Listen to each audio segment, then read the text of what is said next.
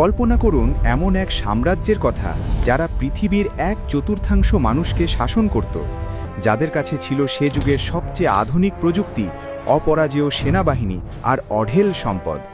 আজ থেকে 2000 বছর আগে রোমানরা যা অর্জন করেছিল তা আজও আধুনিক বিশ্বকে অবাক করে দেয়। কিন্তু এত ক্ষমতা, এত আভিজাত্য আর এত বড় সেনাবাহিনী থাকা সত্ত্বেও কিভাবে এই বিশাল সাম্রাজ্য ধুলোয় মিশে গেল? কেন একসময়ের অপরাজেয় রোম আজ কেবল ইতিহাসের পাতায় আর পাথরের ধ্বংসাবশেষে সীমাবদ্ধ? আপনি কি জানেন রোমানরা কংক্রিট আবিষ্কার করেছিল যা পানির নিচেও শক্ত হতে পারত? কিন্তু যে শক্তি তাদের গড়ে তুলেছিল সেই শক্তিই কি তাদের ধ্বংসের কারণ ছিল? আজকের ভিডিওতে আমরা রোমান সাম্রাজ্যের জন্ম থেকে শুরু করে তার করুণ পরিণতির সেই রোমাঞ্চকর গল্প জানব, যা শুনলে আপনার গায়ের পশম দাঁড়িয়ে যাবে। পুরো ভিডিওটি দেখুন, কারণ ভিডিওর শেষে আমি এমন একটি তথ্য দেব যা আজকের আধুনিক পৃথিবীর সাথে রোমের পতনের এক অদ্ভুত মিল প্রমাণ করবে। গল্পটা শুরু হয় ইতালির টাইবার নদীর তীরের একটি ছোট্ট গ্রাম থেকে। কিংবদন্তি অনুযায়ী দুই ভাই রোমিউলাস ও রেমাস এটি প্রতিষ্ঠা করেন। কিন্তু রোম শুধু একটি শহর ছিল না, এটি ছিল একটি স্বপ্ন। প্রথমে এটি ছিল রাজতন্ত্র, তারপর প্রজাতন্ত্র বা রিপাবলিক। এখানে সাধারণ মানুষের অর্থাৎ প্লিবিয়ান্স এবং অভিজাতদের অর্থাৎ পেট্রিশিয়ান্সদের ক্ষমতার ভারসাম্য ছিল। কিন্তু আসল পরিবর্তন আসে যখন জুলিয়াস সিজার ক্ষমতায় আসেন। সিজার রোমকে গণতন্ত্র থেকে একনায়কতন্ত্রের দিকে নিয়ে যান। তার মৃত্যুর পর তার দত্তক পুত্র অগাস্টাস সিজার হন রোমের প্রথম সম্রাট। এখান থেকেই শুরু হয় প্যাক্স রোমানা বা রোমান শান্তি, যা প্রায় 200 বছর স্থায়ী ছিল।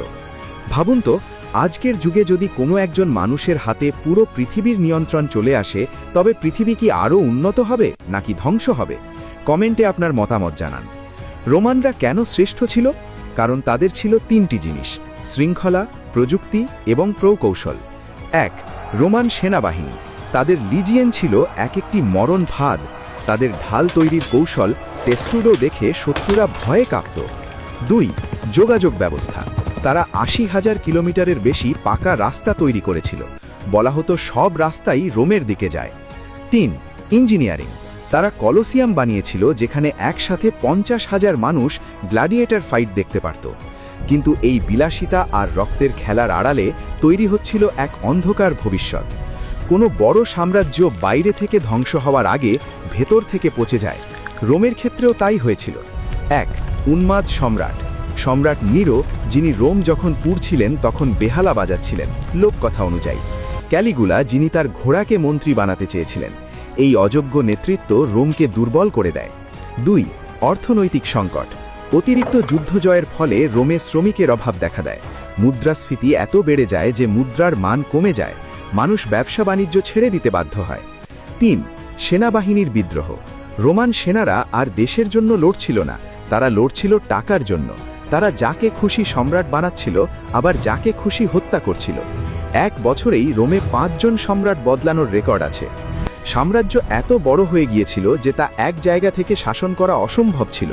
সম্রাট ডায়োক্লিটিয়ান রোমকে 2 ভাগে ভাগ করেন: পশ্চিম রোমান সাম্রাজ্য এবং পূর্ব রোমান সাম্রাজ্য বা বাইজেন্টাইন। ঠিক এই সুযোগের অপেক্ষায় ছিল উত্তর দিক থেকে আসা জার্মানিক উপজাতিরা, যাদের রোমানরা বলতো বর্বর বা বারবেরিয়ান্স। ভিসিগথ, ভ্যান্ডাল আর কুখ্যাত হুন নেতা অ্যাটিলা রোমের সীমান্তে একের পর এক আঘাত হানতে থাকে। 476 খ্রিস্টাব্দে বরফে ঢাকা রাইন নদী পার হয়ে হাজার হাজার বর্বর যোদ্ধা রোমে ঢুকে পড়ে। 476 খ্রিস্টাব্দে শেষ রোমান সম্রাট রমিউলাস অগাস্টুলাসকে ক্ষমতাচ্যুত করা হয়। আর এভাবেই তাসের ঘরের মতো ভেঙে পড়ে পশ্চিম রোমান সাম্রাজ্য। রোমান সাম্রাজ্য ধ্বংস হলেও তারা পৃথিবী পরিবর্তন করে দিয়ে গেছে। আমাদের ভাষা, আইন, স্থাপত্য এবং ক্যালেন্ডারে আজও রোমানদের ছাপ স্পষ্ট। কিন্তু তারা ধ্বংস হলো কেন? এর উত্তর একটি শব্দে: অহংকার। তারা মনে করেছিল তারা অপরাজেয়। তারা নিজেদের অভ্যন্তরীণ সমস্যাগুলো এড়িয়ে গিয়েছিল এবং কেবল সীমানা বৃদ্ধিতে মন দিয়েছিল। ইতিহাসবিদরা বলেন আজকের আধুনিক সভ্যতাও ঠিক সেই পথেই হাঁটছে যেই পথে রোম হেঁটেছিল: অতিরিক্ত বিলাসিতা, অর্থনৈতিক বৈষম্য আর রাজনৈতিক অস্থিরতা। আপনার কি মনে হয়, আমরা কি আরও একটি রোমান পতনের দিকে এগিয়ে যাচ্ছি?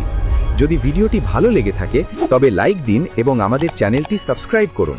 পরবর্তী ভিডিওতে আমরা আলোচনা করব, যদি রোমান সাম্রাজ্য ধ্বংস না হতো তবে আজকের পৃথিবী কেমন হতো। ততক্ষণ পর্যন্ত ইতিহাস জানতে থাকুন, সচেতন থাকুন। ধন্যবাদ।